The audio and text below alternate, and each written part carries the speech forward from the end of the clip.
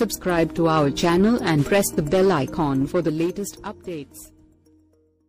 IPL 2019 సీజన్లో భాగంగా royal Challengers బెంగళూరుతో శనివారం రాత్రి జరిగిన మ్యాచ్ల్లో Chennai Super Kings captain Mahendra Singh Dhoni మళ్లీ తన టైమింగ్ అందరినీ ఆశ్చర్యపరిచింది. వికెట్ల వెనక సెకండ్ల వ్యవధిలో బెయిల్స్ను గిరాటేసిన ధోని తాజాగా డిఆర్ఎస్ విషయంలోనూ సెకండ్ టైమింగ్ ఫాలో అయ్యాడు. ఈ మ్యాచ్లో చెన్నై జట్టు 7 వికెట్ల తేడాతో గెలుపొందిన విషయం తెలిసిందే. ఇన్నింగ్స్ 12వ ఓవర్ వేసిన చెన్నై స్పిన్నర్ ఇమ్రాన్ తాహిర్ బౌలింగ్లో Bengaluru middle order batsmen Navdeep Saini బంతిని డిఫెన్స్ చేసేందుకు ప్రయత్నించాడు. కానీ అనూహ్యంగా టర్న్ తీసుకున్న బంతి తొలుత అతని బ్యాట్ అంచుకు తాకి అనంతరం ప్యాడ్ కు ముద్దాడుతూ వెళ్లి వాట్సన్ చేతుల్లో పడింది. దీంతో ఎల్బీడబ్ల్యూ కోసం చెన్నై అప్పీల్ చేయగా ఫీల్డ్ అంపైర్ తిరస్కరించాడు. అంపైర్ నిర్ణయంపై సమీక్షకు వెళ్లేందుకు బౌలర్ తాహిర్తో మాట్లాడిన ధోని డిఆర్ఎస్ కోరేలా కనిపించలేదు. మరోవైపు స్టేడియంలోని పెద్ద స్క్రీన్పై డిఆర్ఎస్ టైం కౌంట్డౌన్ కనిపించింది.